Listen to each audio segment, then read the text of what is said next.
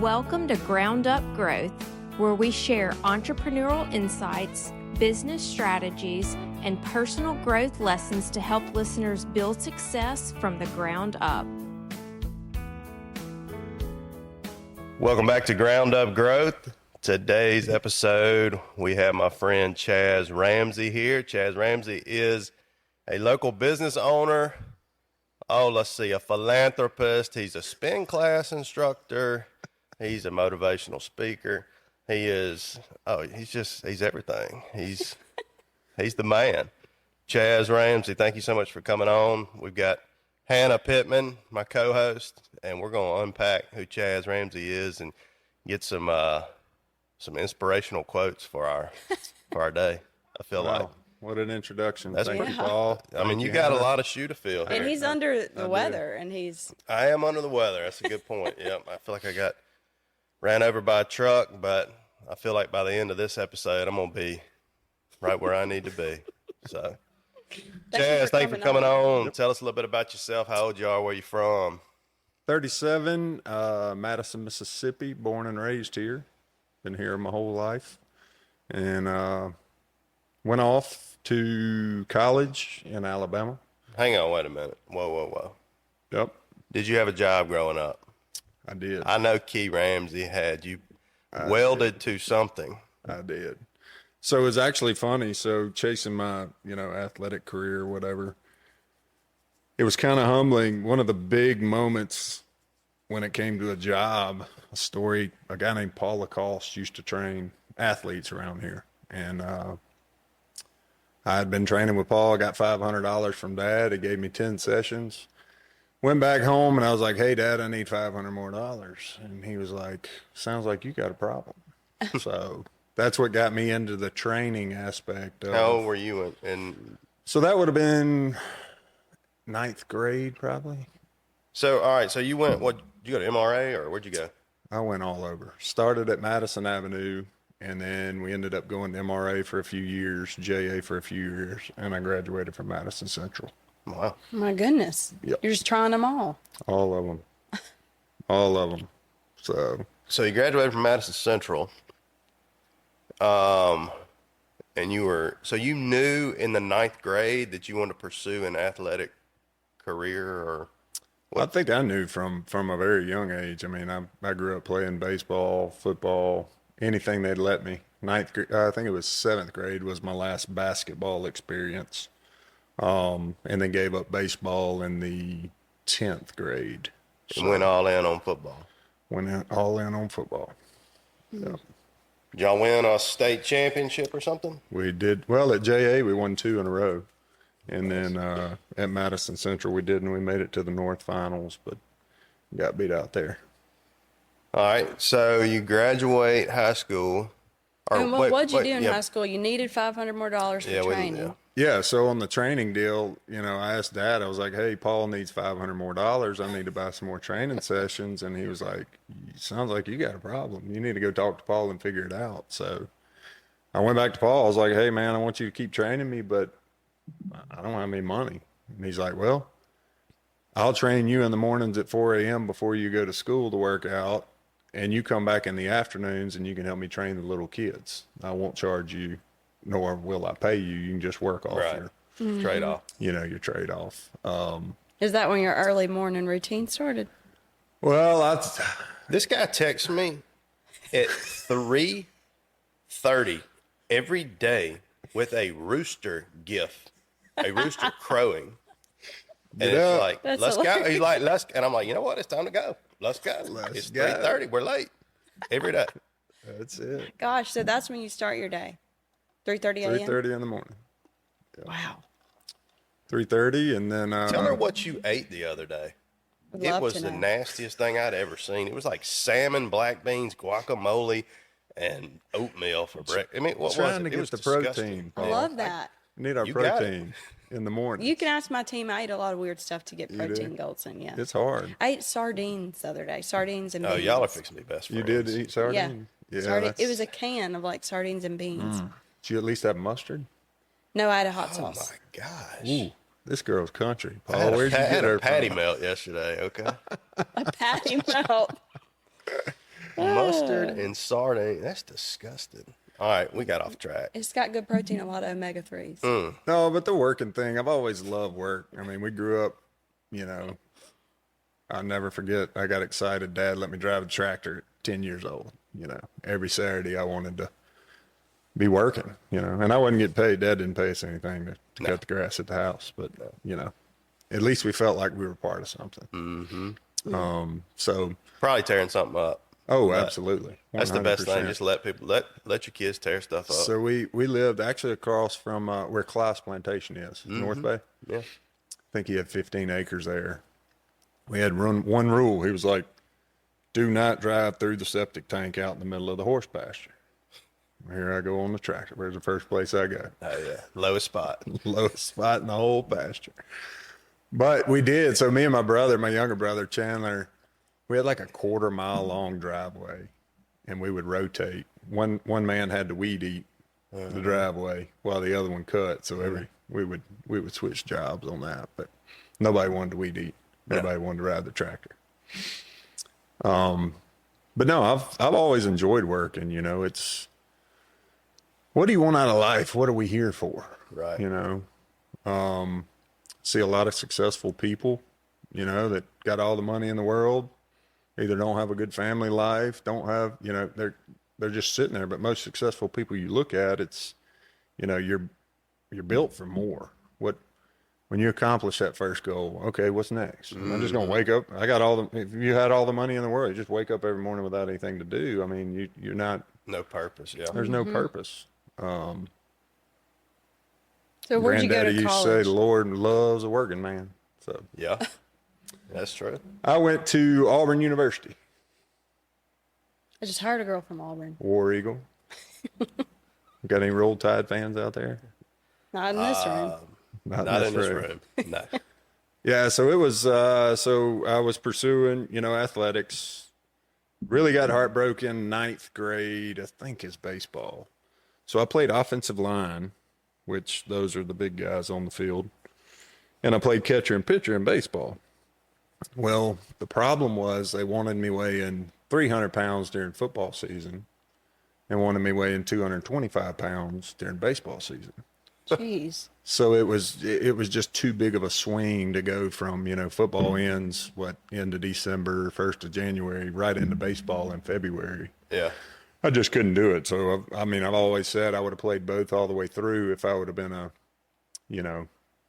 tight end or a quarterback or something like that, where it wasn't such a big swing. But was your passion to be on the O-line?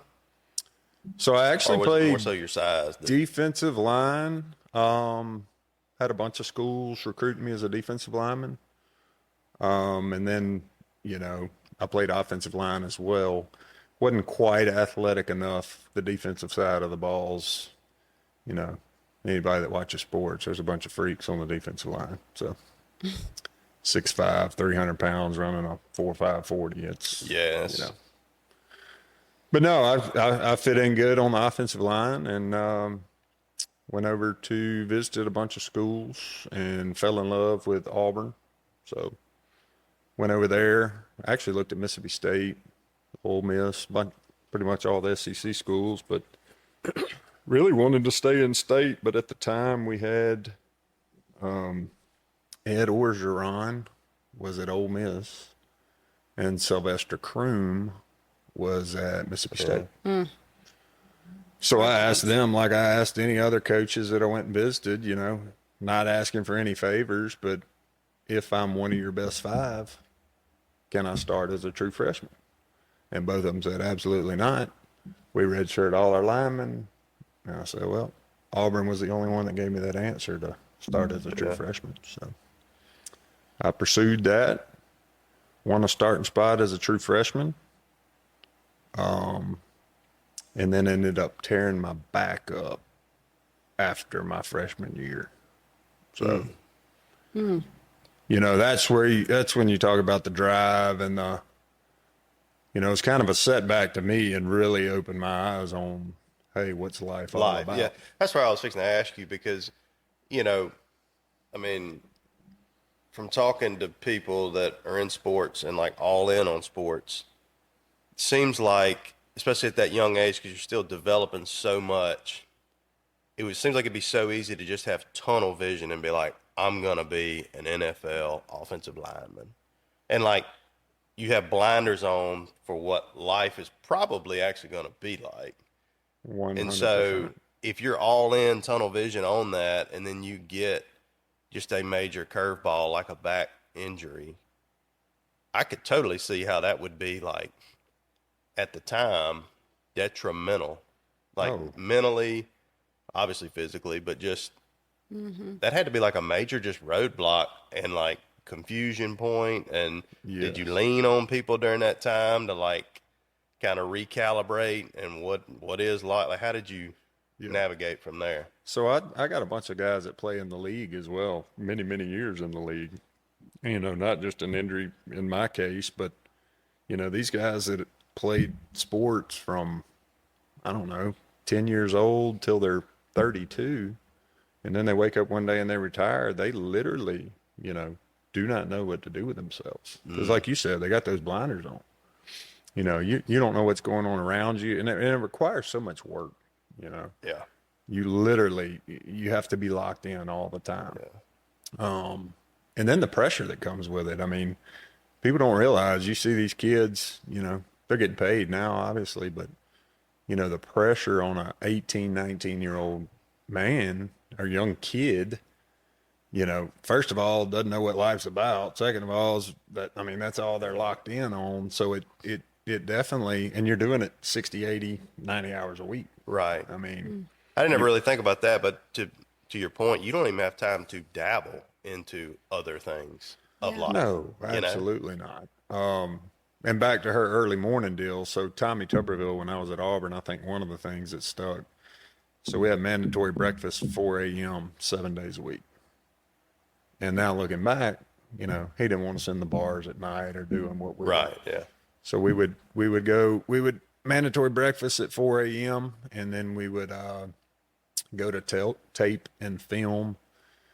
We'd go on the practice field at 8 in the morning, get off the practice field about 10:30, go shower, go eat lunch, go to class all afternoon, report to study hall at 6 p.m. after dinner, and leave study hall at 10 that night.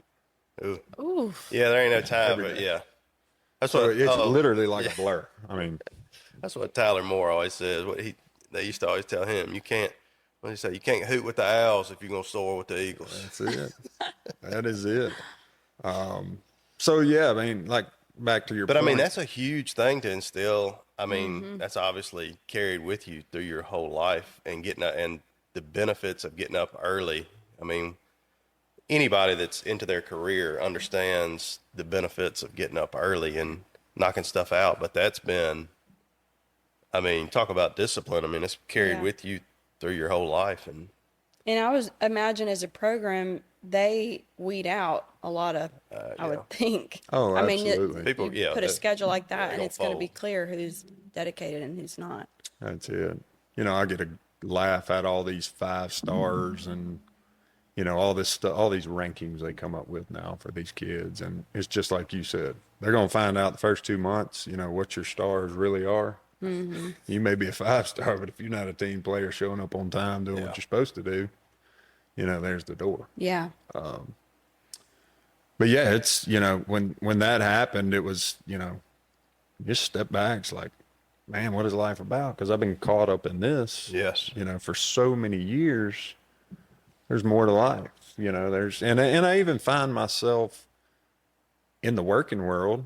I mean, you're an entrepreneur, you got all kind of stuff going on that you can get so bogged down, and we've got such a strong work ethic, right, that you forget about your surroundings, you know. Mm-hmm.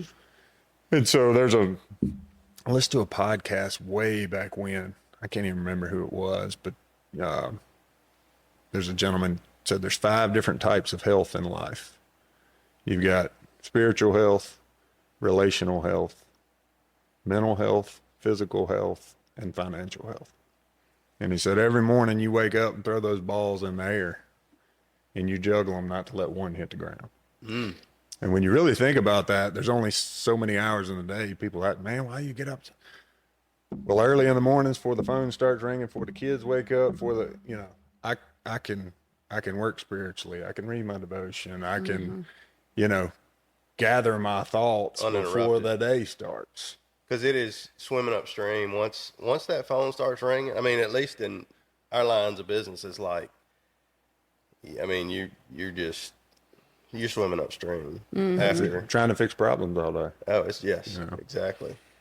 So I've those five healths, I try to keep them in check, and you can look at them either way. I mean, people that financial health is great, but they're relational and physical, Right. or they're mental, or they're, Right. keeping all those in check at all times. No, you have to be extremely disciplined to be able to juggle all five of those. Yep. Yep. You know, And it's a task. and you're never going. I have them hit the so. ground all the time, and I'm like, oh, I need to pick that one up. And another thing, I mean, is surrounding yourself with people that will call you out when the ball's on the ground, and not 100%. being offended when they do, like accepting constructive criticism of like, hey man, like I ain't seen you at church in 2 months, like what's not like. Yep. I mean, just be like, hey, how can I help I you? agree. Like, Are you is good? there anything going on? You Like, need me. yeah, Yeah, because you're only as strong as your team. 5 = 1 used to be our saying on the offensive line, and I encourage everybody, females and males. Going through life is not easy. Like you need to have 4 or 5 dudes around you, or dudettes around you, that when things get hard, you can lean on somebody. go lean on. Yeah, And expect the same. When they're in tough times. Right. So. that's why I have a home gym because of Mr. Ramsey. Oh, really? Oh yeah. He influenced he that? sends he's like, After pushing the the sled rooster and gets? stuff at 3:45 in the morning. I'm like, you know what? I'm fixing to get me a rowing And machine. he's been using Yeah. it. He set up his own gym. That's great. I just this weekend got stuff for a home gym There in you go. my little garage, and it's pretty bare right now, but I'll get there. But I just started, like the mental aspect of it, and getting up earlier and having that, I call it white space of just like nothing's happening. Yep. No one needs you for anything. Your phone's not blowing up, and you get the most mental clarity in like the few hours before the day starts. Where your And so brain's someone fresh. called me the other day and was like, struggling with a business decision, and they're like, what do I do? And I was like, obviously pray about it, but if you could just get up a little early, like you have to have white space to think about this stuff, That's it. because then your day starts and you can't really think about anything other than what you're trying to deal with at that moment. But these are big decisions you have to set aside time for. And there's a little bit of selfishness in it. I mean, I tell my wife sometimes, she's the most selfless person in the world. I'm like, babe, be selfish. Be selfish. It's okay. Yeah. For you, because she's a people pleaser, trying to help everybody and all that. And I'm like, just go be selfish for a minute. You got to do that from time to time. I'll goof around with the best of them during the day, group messages, all that kind of stuff. But you can ask him 8 o'clock at night. That's it. Now I'll rejoin them at 3:30 when I get up in the morning. But it's setting boundaries for yourself and what works for you. Everybody's different. Yeah, everybody. Yeah. No, you're Everybody's exactly different. right. All right, so how did you rebound out of the Auburn back injury? Where'd you go? How'd you pivot from there? Did you lean? What'd you do? So I went straight to work. What did that look like? So I actually was over in Auburn. I knew a guy, pretty big in the community over there, and he owned a restaurant/bar. It's called the Oyster House. So when I walked into that doctor, and he said, "Man, unless you want to risk being in a wheelchair the rest of your life, your football career is over." And this was just coming off of. I had won SEC freshman team, and I go from cloud 9 to boom, here I am. I'm a college student. So he was generous enough. I say generous enough to give me a job in the kitchen shucking oysters. And so I loaded up on schoolwork because I had a bunch of idle time. I was used to the grind. Now it's just I'm in 12 hours of school, and what do I do with the rest of my day? So I started shucking oysters and gradually moved myself up to the front tending bar. And so I was a bartender last 2 years of college.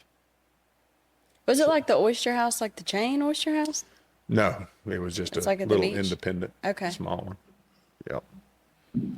All right, then what'd you do? Because you don't shuck oysters right now. No. I Also, don't shuck what was your oysters. major? Like, did you know? So that's a really cool story. So there was actually my professor. I went into engineering, and when I got there, they were like, "Hey, man, football and engineering don't mix. There's not enough hours in the day. You can't do This is that weed out process you were talking about. Yeah. Except they weeded me like, out of the school side. Let's see what his stars Yeah, we look don't have like. time for engineering. You'll be Yeah. missing practice. So I went into general business, got hurt, and then they had a degree came out.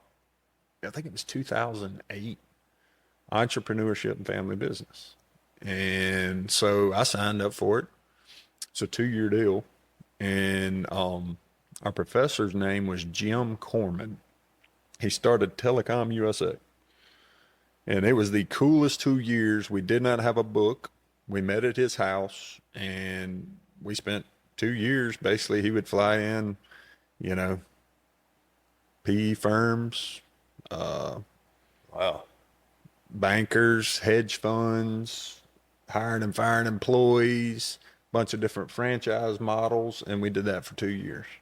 And that How was the cool. coolest thing, the coolest experience, just learning, Yeah. And I know there's entrepreneur deals out there now, but back then it was like, okay, That doesn't go hand in hand with school. how do you start a business? Well, you got to know the accounting side of it. You got to know the inventory side of it. You got to know the payroll side of it. And so we just spent 2 years going over that. And I got a minor in accounting. So that's kind of how I ended up.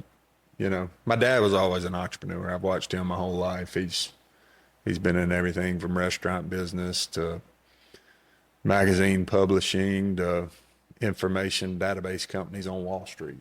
So just watching him. And I think I got a lot of my drive, from him. Yeah. Seeing him fail, seeing him succeed, seeing him get back up when he got punched in the mouth, just being around that there's no such thing as quit. So Yeah, that's a really good thing to be able to experience. Most people don't get to see that from the perspective you got to. I don't know your dad's story, but I mean, you mentioned failure, which is synonymous with anybody that's an entrepreneur at some point, and being privy to that situation and seeing him come out of it and succeed. Man, that's a free token to be able to. Most people are never going to get to see that. Most people that don't ever see that, when they experience it, they're going to fold right there at that. Oh, absolutely. At that failure. Absolutely. And I've heard people on your podcast, there's still people that think I teach spin class in the morning for a living. People are, what do you do? You coach boot camp? Yeah, I coach boot camp. I'm a stay-at-home dad and I coach boot camp. Take care of the house. But I've heard numerous people on here, people want to talk about, they're like, oh, must be nice. I've heard Paul reference it a bunch. It's like, come on, Yeah. Yeah. water's deep. All you got to do is jump in with us. Anybody can do it. Yeah. But it does take that certain level of, risk tolerance and then just the grind. Yeah. Not quitting. Not quitting and then grinding when nobody's looking, man. That's it. And you're not getting noticed, and it's not, you're not getting attaboys and or attagirls, you're not getting that stuff. And that's whenever, man, that's the best. To me, that's the best part, is like grinding in the dark. And then That's he it. said, then you kind of, come up with whatever you're doing, and then it's just automatically must be nice. I'm like, I mean, Where Just were you? woke up. first off, it is, and second off, I didn't see you the last 10 That's years. it. Where'd you come from? Right, exactly. That's it. That is it. All right, so because we got just a few more minutes on this first episode, I already know what we're going to talk about in the second episode, and that is we're going to get Coach Ramsey to discipline us, put us on There we go. edamame, and an alarm clock. Give us a written plan before we leave here. Salmon for breakfast. Whew, and mustard. Salmon. It's funny though. I mean, I went and researched one time. You're like, I would never do this, but there are things out there called a life coach. Yeah, I've heard about that. There are people that make a lot of money doing that. A lot of money. And all it is somebody standing over you with their finger saying, do this, do this, do this, do this. Yeah. But some people have to have that accountability. Yeah. And that's fine too. I mean, if they need that, I mean, no different than a gym coach. Like a lot of people wouldn't show up and lift the weight, but if somebody is staring them in the eyes and saying, lift the weight, they'll lift the weight. And accountability's a huge thing. I think that's the main part of it.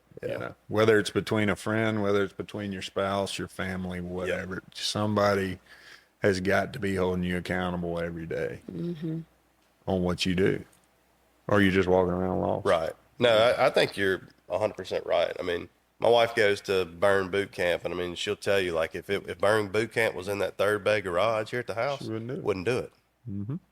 Yeah. But it's the accountability, and just the synergy. I'm sure there's a lot of variables there that, I get to laugh, and my boot campers, I do the 5 a.m. boot camp at the Madison Healthplex because we had our second child, and I told my wife, I was like, hey, babe, I'm going to stay home. I'm going to help you in the morning with 2 children. And that lasted about a week. She's like, get out of my house. You're disrupting our, our schedule. With our routine. So I go up there, I coach that. I get there at 4:15. Oh, you coach that boot camp? I told you, I've done that a few times. That is intense. I have my quiet time from like 4:15 to 5 when it kicks off, and then I'm back at the house at 6:15 to pick up one of them to take them to school. So but I asked some of these people, they've been doing boot camp for 15 years. I'm like, let me get this straight. You get out of your bed. You're paying this building for me to yell at you before the sun comes up in the morning. And their response is, that's the only way I'm going to do it. So all they're looking for is accountability. Yeah. Yeah. And a lot of people, man, you push them past their, comfort. Their mind or society or something tells them, well, you can't do that. Well, I want to talk about that. I got a 70-year-old. He's actually 72 now. He's been doing my boot camp for 14 years. Well, he came in, he could not step on a 12-inch box. Now he works out every morning. He could not swim. He taught himself how to swim at 72 years old. Oh my goodness. Just, you talking about a driven guy that just, So don't let anybody tell you can't do anything. Yeah. Put your mind to it, you can do it. Man, that's good stuff there. So we'll wrap up right here. Yeah. What are you doing business-wise now? Because you tried to sell me a mini truck the other day. And you're never going to notice. You're never going to see Chad in public. Chaz, you're never going to see him in public. Well, you'll see him, but you don't know you saw him because he drives like a sedan. I noticed like that little car. It's like a little Ford Escape. It's nice. I'm going to get He'll send these videos. He'll be like 4:50 in the morning and he's pulling into Memphis in this sedan. I'm like, dude, what are you doing? They quit making them. So I got to get an antique tag for it now. Oh my Oh goodness. boy. Yes, it's an antique. That's hilarious. No, Paul says I like to fly under the radar. I just keep my nose down. And but I got my hands in a lot, playing real estate. Main gig is the laundry industry. Been in the laundry industry for about 18 years. Bunch of different side investments. And I bought a car wash. do anything to make $1, Paul. I bought a car wash in Flora. You did? I did. Recently? My first, kind of. Okay. And my first call was to Chaz, and I said, "Well, you meet me over here because I'm fixing to rehab this car wash, and he's got experience in the hand washing or whatever, and it's the old style, not the bay, not the go shines. It's the bay wash. grab one and do it yourself." So I was like, a little passive income. We'll figure this out. Mm-hmm. I bought it, closed on it. He met me over there. He's like, "Man, just tear it down." I'm like, "Huh?" After you close Tear it on down. No, I gave you two options. You told me spend more than I paid for it to rehab it. I said you can write a check to rehab it, or you just bulldoze it down. He was like, you just things you don't even think about. He's like, your wand, your little scrubbing brush, it ain't going to be here when you come back. It's going to be at somebody's house. They're going to be washing cars on the weekend. Oh, boy. I'm like, I should have called him before I bought it. Yep. And then it wasn't about a week later, there's a 315 track hoe sitting out there tearing it down. Hey, that's one thing I don't do. I ain't going to wait. I'm not going to sit around. I can tell you that. We're going to figure something out. May not be the right thing, but we're going to. That's it. So if you ever run across a car wash and you need some advice, Follow now you by call me. Follow by it. Yeah. Yeah. Well, cool. I think in the next episode, you just share some of this coach mentality, some of the dig into that a little bit more. I think a lot of people need to hear that. We'll do it. Thank you, Chaz. Appreciate you coming on, sir. Thank y'all for having me. Thank you. Thank you.